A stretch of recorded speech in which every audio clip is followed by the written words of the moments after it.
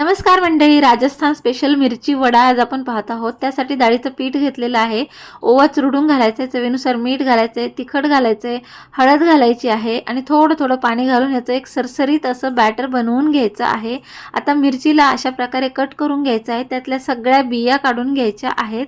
सगळ्या बिया काढून झालेल्या आहेत। आता बटाटे उकडून सोलून मॅश करून घ्यायचे आहेत। कढईमध्ये तेल घालायचे, ओबडधोबड कुटलेले धणे घालायचे, अद्रक घालायची, त्यानंतर हे बटाटे घालून घ्यायचे आहे। धणे जिरे पूड घातलेली आहे, आमचूर घालायचे, तिखट घालायचे, मीठ घालायचे, हळद घालायची आणि यामध्ये बारीक चिरलेला कांदा आणि कोथिंबीर घालून घेतलेली आहे।